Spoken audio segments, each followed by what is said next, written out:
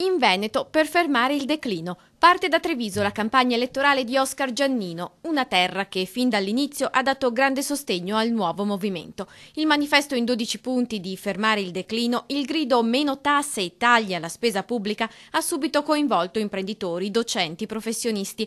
I sondaggi danno ora a fermare il declino a un 1%. I sondaggi online ci sovrastimano invece molto più alti. Bisogna vedere la linea mediana. Il nostro problema è di farci conoscere ancora ai 2/3 degli italiani che non hanno presente chi siamo. Ma Oscar Giannino, a 40 giorni dalle elezioni, comincia la sua rincorsa agli elettori e punta al raddoppio. Se ci riusciamo a raddoppiarla in questi 40 giorni di qui alle elezioni, quelli che ci conoscono, saremo in Parlamento. Ecco, questa è la vera sfida per noi. E dopo la campagna politica, fare per fermare il declino punta anche sulla scommessa amministrative. Noi saremo comunque in campo perché il Veneto e il Nord-Est sono uno dei punti forti della nostra presenza e della nostra crescita per il futuro. Il nostro tragitto dopo le elezioni politiche è quello di insediarci e radicarci con i nostri programmi a ogni singola elezione locale. Il movimento, che non si definisce né di destra né di sinistra, cerca di mettere un piede anche a Casugana. Io non so se davvero Treviso dovrà aspettarsi la rielezione di un vecchio sindaco leghista,